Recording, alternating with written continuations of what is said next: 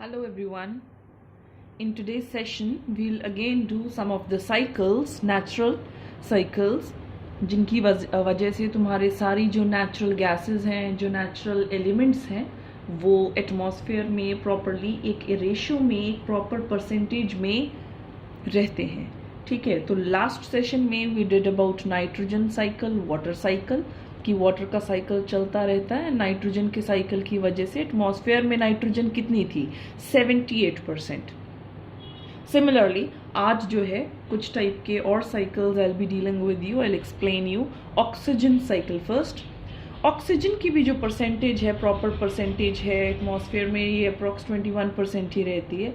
जबकि हम इतनी पॉपुलेशन की वजह से इतनी ज़्यादा ऑक्सीजन जो है वो इनहेल भी करते हैं, यूज़ भी करते हैं सांस के लिए. हमें ज़रूरी भी है सांस लेने के लिए oxygen, everything for respiration. I will explain respiration क्या होता है. So don't mix the respiration and breathing process. आज मैं एक्सप्लेन करूंगी ऑक्सीजन साइकिल में कि ब्रीदिंग क्या चीज़ होती है और रेस्पिरेशन बेसिकली क्या होता है. सो फर्स्ट ऑफ ऑल तुम्हें ये पता होना चाहिए कि इन एटमॉस्फेयर ऑक्सीजन इज योर 21%. ठीक है, एक तो 21% भी ऑक्सीजन है. ऑल्सो कंबाइंड फॉर्म में, अगर ज़रूरी नहीं है कि कोई भी जो गैस है वो अकेली सिंगल खुद ही रहे, वो किसी और एलिमेंट के साथ जो है कंपाउंड की फॉर्म में भी जुड़कर भी कॉम्बिनेशन में रह सकती है. जैसे it is combined to form carbon dioxide. अब ये देखिए कि कार्बन डाइऑक्साइड में कार्बन डाइऑक्साइड में भी तो कौन है? ऑक्सीजन ही है. ठीक है, एंड इन क्रस्ट, धरती में जो क्रस्ट में जो ऊपर की जो हमारी परत होती है धरती की, क्रस्ट मैंने बताया था, the top layer of the soil जो हमारा अर्थ का है, it is called crust. Crust में भी इट इज फाउंड. ऑक्सीजन किस टाइप में मिलती है? बहुत मेटल्स के ऑक्साइड्स. ऑक्साइड्स क्या होते हैं? व्हेन यू नो हाउ की कंपाउंड्स कैसे फॉर्म होते हैं. सपोज कोई मेटल है मैग्नीशियम, तो वो मैग्नीशियम अकेला भी रह सकता है और मैग्नीशियम ऑक्साइड बन के भी रह सकता है. आई से कार्बन मोनोऑक्साइड, तो कार्बन अकेला भी रह सकता है. कार्बन मोनोऑक्साइड मतलब खाली एक O. ठीक है, I can say sulphur dioxide. ठीक है, सल्फर एक एलिमेंट है, नॉन मेटल, और वो ऑक्सीजन के साथ भी रह सकता है. I can say sodium oxide. I can say potassium oxide. Right, I can say potassium oxide. तो उससे क्या होगा, ये ऑक्सीजन सिर्फ O2 की फॉर्म में ही नहीं रहती एटमॉस्फेयर में, और भी बहुत सारी चीजें हैं जहां पर ऑक्सीजन प्रेजेंट होगी कंपाउंड्स की फॉर्म में. यू कैन से क्रस्ट में ये बहुत सारी चीजों के साथ जुड़कर भी रह सकती है. ठीक है, तो उससे क्या होता है, तुम्हारी जो है ऑक्सीजन क्रस्ट में भी अवेलेबल है, सपोज एटमॉस्फेयर में भी अवेलेबल है. It is also present in organic compounds, जैसे हमारे कार्बोहाइड्रेट्स हैं, प्रोटीन्स हैं, न्यूक्लिक एसिड्स हैं. पिछले ही लेक्चर में मैंने ये कहा था कि प्रोटीन्स में, न्यूक्लिक एसिड्स में, यूरिया में नाइट्रोजन होता है. ठीक है, तो अगर उनमें नाइट्रोजन होता है तो ऐसी भी कोई चीजें होंगी जिनमें ऑक्सीजन होगा. ठीक है, जैसे कार्बोहाइड्रेट्स एक्सेट्रा जो है. आगे तुम यहां देख सकते हो, ये फॉर्मूला है ग्लूकोज का.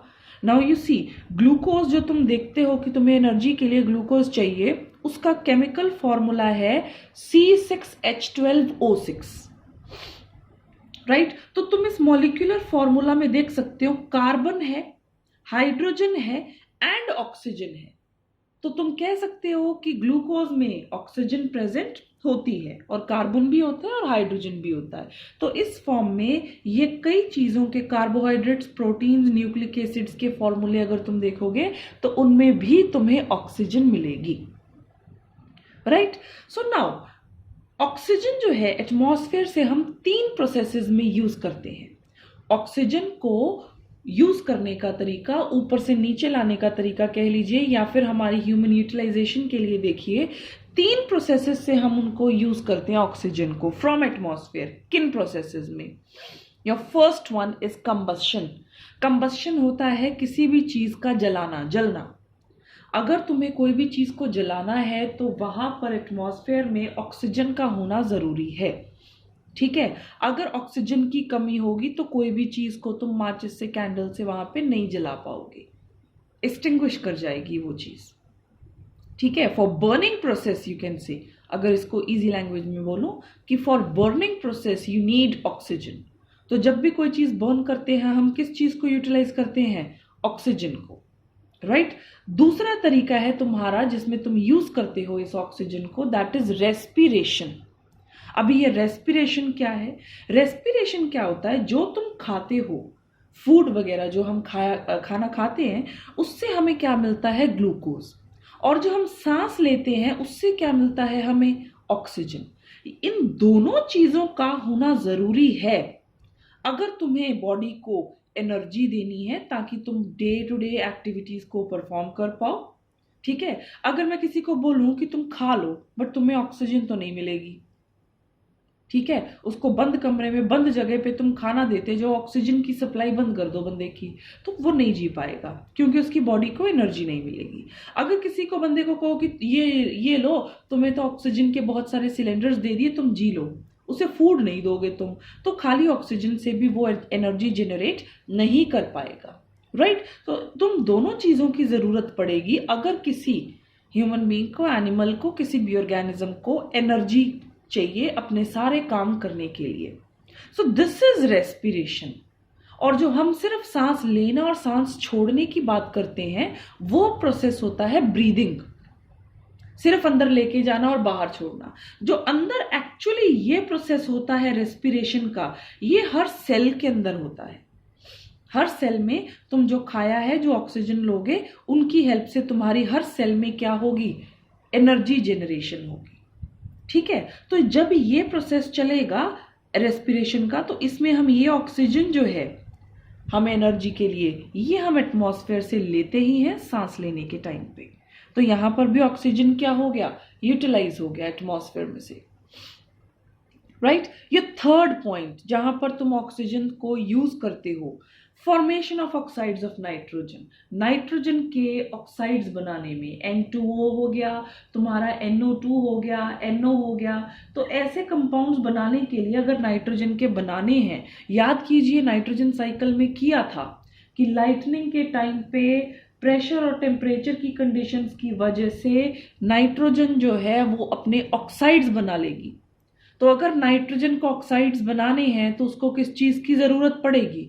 ऑक्सीजन की। बिना ऑक्सीजन की हेल्प से ये नाइट्रोजन ऑक्साइड्स नहीं बना पाएगा। तो इन तीनों चीजों में, हम तीनों प्रोसेसेस में क्या किया कि जो ऑक्सीजन है उसको यूज किया। मैंने रेस्पिरेशन की इक्वेशन यहां पे इसलिए लिखी थी कि तुम्हें पता चले कि this is used, and respiration के एंड प्रोडक्ट्स में तुम एनर्जी के साथ साथ हमारे पास दो और प्रोडक्ट्स हैं। ये equation it is very important. क्यों? पहली बात, ऑक्सीजन लेते हैं, कार्बन डाइऑक्साइड छोड़ते हैं। तो अगर कार्बन डाइऑक्साइड हम एक्सहेल करेंगे तो ये एक तुम्हें पॉइंट याद होना चाहिए कि किन कारणों की वजह से, किन प्रोसेसेस की वजह से हम एटमॉस्फेयर में कार्बन रिलीज कर रहे हैं। ह्यूमन बीइंग्स जो है रेस्पिरेशन के टाइम पे कार्बन क्या करते हैं? और एटमॉस्फेयर में रिलीज करते हैं। और वाटर साइकिल में अभी आपने पिछले लेक्चर में पढ़ा था, वाटर साइकिल में मैंने बताया था कि ट्रांसपिरेशन है, इवेपोरेशन है और रेस्पिरेशन है। याद कीजिए पिछले लेक्चर में किया था कि ट्रांसपिरेशन, इवेपोरेशन और रेस्पिरेशन के प्रोसेसेस के दौरान पानी जो है वो एटमॉस्फेयर में जाता है। आज आपको ये पॉइंट जो है उस प्रोसेस को फिर से दोबारा क्लियर करने में हेल्प करेगा। तो इस इक्वेशन में ऑक्सीजन साइकिल का एक पॉइंट तुम्हें क्लियर होता है, कार्बन साइकिल का एक पॉइंट तुम्हें क्लियर होगा और वाटर साइकिल का एक पॉइंट क्लियर होगा। तो ये इक्वेशन बहुत इंपॉर्टेंट है, राइट। तो इस इक्वेशन से पता लग गया यहां पर तुमने ऑक्सीजन को यूज कर लिया। सो क्वेश्चन आ सकता है, लिस्ट 3 प्रोसेसेस या फिर explain the 3 processes by which oxygen is utilised from atmosphere. ठीक है, ऑक्सीजन हम 3 प्रोसेसेस से ऊपर से नीचे लेके आते हैं, यूज करते हैं, परंतु ऑक्सीजन वापस अगर तुम्हें ऑक्सीजन एटमॉस्फेयर में छोड़नी है तो उसका सिर्फ एक प्रोसेस है जिससे तुम ऑक्सीजन को एटमॉस्फेयर में लेके जाने में हेल्प कर सकते हो। उसका रेशो, उसका प्रोपोर्शन, उसका परसेंटेज सही रखने के लिए, and that process is photosynthesis by plants. Plants ही एक ऐसा जरिया है जो फोटोसिंथेसिस के टाइम पर ऑक्सीजन एटमॉस्फेयर में रिलीज करते हैं। इसी वजह से बोला जाता है कि अगर ऑक्सीजन साइकिल को सही रखना है तो ज़्यादा से ज़्यादा प्लांट्स लगाइए, क्योंकि नीचे लाने के यूज़ करने के लिए तो हमें बहुत सारे प्रोसेसेस में चाहिए ऑक्सीजन, परंतु ऐसा कोई और प्रोसेस नहीं है जिससे ऑक्सीजन को वापस एटमॉस्फेयर में भेजा जाए, और ये भी ज़रूरी है। अगर ये प्रोसेस तुम्हारा कम हो जाएगा तो ऑक्सीजन वापस नहीं भेज पाएंगे एटमॉस्फेयर में, फिर ऑक्सीजन की क्या हो जाएगी, कमी हो जाएगी। तो प्लांट्स का होना, फॉरेस्ट्स का होना बहुत ज़रूरी है। क्यों? क्योंकि ये प्लांट्स और ये फॉरेस्ट एटमॉस्फेयर में क्या करते हैं, ऑक्सीजन रिलीज करते हैं, right. So here is a small cycle, that is your oxygen cycle. You can see oxygen cycle, it's very easy. Atmosphere में ऑक्सीजन है जिसको हम यूज करते हैं for the process of respiration, and respiration के दौरान तुम्हारे दो प्रोडक्ट्स क्या बनते हैं, कार्बन डाइऑक्साइड एंड वाटर। और ये कार्बन डाइऑक्साइड जो वाटर हम हवा में रिलीज करते हैं, इनको किस प्रोसेस में प्लांट्स यूज करते हैं, for making their food. Plants जो हैं इस कार्बन डाइऑक्साइड को एब्जॉर्ब करेंगे, पानी को एब्जॉर्ब कर सकते हैं for the process of photosynthesis, और फोटोसिंथेसिस करके वो वापस एटमॉस्फेयर में क्या भेज देंगे, प्लांट्स ऑक्सीजन भेज देंगे, राइट। ऐसे ही ऑर्गेनिक मॉलिक्यूल्स हैं, जैसे कार्बोहाइड्रेट्स, प्रोटीन्स, मैंने ऊपर डिस्कस किया था। इन ऑर्गेनिक मॉलिक्यूल्स को भी क्या करते हैं हम, ये रहा organic molecule, glucose is a type of carbohydrate. इनको हमने क्या किया, एरो देख सकते हैं आप, ऑर्गेनिक मॉलिक्यूल्स को, ग्लूकोज जैसी चीज़ों को हमने रेस्पिरेशन के लिए यूज़ किया यहाँ पर देख सकते हैं, ऑक्सीजन के साथ ग्लूकोज है, तो ऑर्गेनिक मॉलिक्यूल को हमने रेस्पिरेशन के लिए यूज़ किया। फिर रेस्पिरेशन से वही दो प्रोडक्ट्स जो तुम्हारे फॉर्म हो रहे हैं, कार्बन डाइऑक्साइड एंड वाटर, और ये दोनों चीज़ें प्लांट्स यूज़ करेंगे for the process of photosynthesis, and वापस वो एटमॉस्फेयर में, या फिर प्लांट्स जो है ऑर्गेनिक मॉलिक्यूल्स फॉर्म करेंगे। कैसे? प्लांट्स में भी तो एनर्जी है, प्लांट्स में भी स्टार्च है, प्लांट्स में ग्लूकोज है, प्लांट्स सब्जियों में प्रोटीन्स हैं, विटामिन्स हैं, अमीनो एसिड्स हैं, तो आखिरकार वो है क्या, वो यही तो है, प्लांट्स में ऑर्गेनिक मॉलिक्यूल्स हैं। So this cycle is very easy. You can pause the video, note down everything regarding your oxygen and oxygen cycle. It is also asked, but rarely, this cycle is also asked in papers, but rarely as compared to nitrogen and carbon cycle. After completing this, you can resume the video. Now look, जो तुम्हारा oxygen है वो atmosphere में सिर्फ O2 की form में या oxides की फॉर्म में नहीं है। एक और तरीका है जिसमें ऑक्सीजन तुम्हारी एटमॉस्फेयर में रहती है। वो क्या चीज़ है? वो है ओजोन लेयर। ओजोन जो है ऑक्सीजन से ही बनता है। ऑक्सीजन के O2 मॉलिक्यूल्स का कॉम्बिनेशन अगर सिंगल एटम ऑफ ऑक्सीजन से होता है तो वो ओजोन बनता है। अगर अकेली ऑक्सीजन गैस देखी जाए तो वो O2 की फॉर्म में होती है, एंड जो ओजोन होता है वो तुम्हारा O3 की फॉर्म में होता है। It is a try atomic molecule.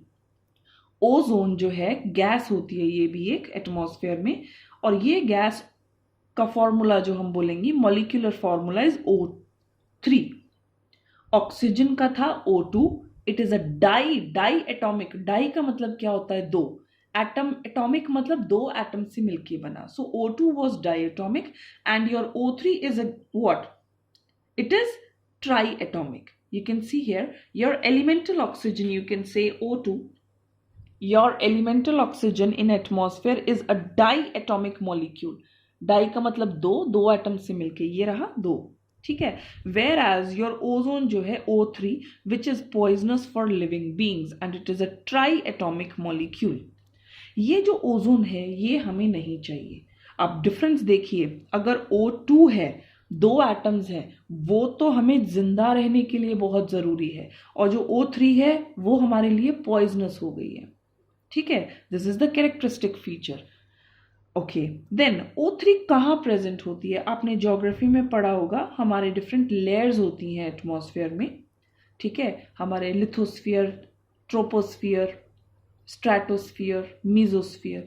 तो ये जो ट्रोपोस्फियर के आगे वाली जो लेयर होती है स्ट्रैटोस्फियर, उसमें O3 जो है ओजोन तुम्हारी प्रेजेंट होती है गैस, ठीक है, ozone gas it is present in stratosphere layer. तो ये अगर प्रेजेंट है इसका बहुत हमें फायदा है। फायदा क्या है? This O3 ozone gas it will prevent ultraviolet radiations of sun to enter the earth. It protects the earth from harmful UV radiations, that means ultraviolet radiations. UV radiations का full form होता है ultraviolet. Ultraviolet radiations of सन अगर वो नीचे आ जाती हैं, ultraviolet radiations इतनी तेज होती हैं कि अगर वो धरती पर आ जाती हैं तो they can cause different problems like which may harm various life forms, or they may cause problems like skin problems, damaging eyesight, high temperature, etc. Right तो ये क्या है? स्किन कैंसर तक की प्रॉब्लम्स को कॉज कर देती हैं, सनबर्न्स की प्रॉब्लम को कॉज करती हैं, एक्जिमा प्रॉब्लम कॉज कर देती हैं, तो बहुत सारी प्रॉब्लम्स हो सकती हैं। बट हो क्या रहा है? ये गैस हमारे लिए ज़रूरी है। अगर ये ऊपर स्ट्रेटोस्फियर में ही है तो इसको अगर नीचे आ जाती है, सरफेस पे आ जाती है तो हार्मफुल है। बट ये जो ओजोन लेयर है ये आज के हमारे लिविंग लाइफस्टाइल की वजह से, हमारे लाइफस्टाइल की वजह से डिप्लीट हो रही है। डिप्लीट मतलब खत्म हो रही है, उसकी लेयर में कहीं ना कहीं कमी आ रही है। अब ये डिप्लीट किस वजह से हो रही है? Ozone is getting depleted due to various gases like CFC. CFC stands for chlorofluorocarbons. Right ये क्लोरोफ्लोरोकार्बन्स जो हम एसीज में हैं, रेफ्रिजरेंट, कूलेंट के तौर पे इन गैसेस को यूज़ किया जाता है। ये गैसेस ऊपर जाकर ओजोन को क्या करती हैं? डिप्लीट कर रही हैं। तो हम जितना ज़्यादा, you must have observed that the number of you can say the people, due to increasing population, the demand for refrigerants, coolants, ACs, it's also increasing. इनकी डिमांड की वजह से जितने ज़्यादा हम ACs और रेफ्रिजरेंट्स, कूलेंट्स का यूज़ कर रहे हैं उतनी ज़्यादा गर्मी बढ़ रही है। तो उसका कारण ही क्या है? गर्मी बढ़ेगी क्यों? अगर ऊपर ओजोन डिप्लीट हो गई तो सूरज की जो अल्ट्रावायलेट रेडिएशंस हैं वो धरती में एंटर करने लग जाएंगी और ऑटोमेटिकली तुम्हारा हीट क्या हो जाएगा? यहाँ पर ज़्यादा हो जाएगा, ठीक है। सो ozone it is getting depleted, not only CFCs, और बहुत सी गैसेज हैं, मीथेन है, ठीक है, ग्रीन हाउस गैसेज और बहुत हैं। ओजोन को डिप्लीट करने के लिए HFCs होते हैं, हाइड्रोजन फ्लोरोकार्बन्स एटसेट्रा। सो बेसिकली जो रेफ्रिजरेंट्स, कूलेंट्स, पाइप्स जो यूज़ की जाती हैं उनमें होता है तुम्हारा CFCs. So this is the basic cause of depletion of ozone. Right? You can pause the video, note this content related to ozone layer, mention every point. Elemental ozone, oxygen means O2. Ozone is again a triatomic. ठीक है? So you can copy this down. You can write about ozone layer. So this was all about oxygen cycle. Ozone का जो है हमने oxygen के साथ इसलिए किया है because again it is molecule made up of oxygen. तो ऑक्सीजन है तो ये एटमॉस्फेयर में ही, बट इसका जो फॉर्म है अकर करने का वो दूसरा है, इसके इफेक्ट्स दूसरे हैं। इस वजह से I have discussed the ozone layer along with the oxygen cycle. So you can again see the cycle, oxygen cycle, draw it 2 to 3 times. Then in next lecture we'll go with carbon cycle and greenhouse effect. Till then, thank you.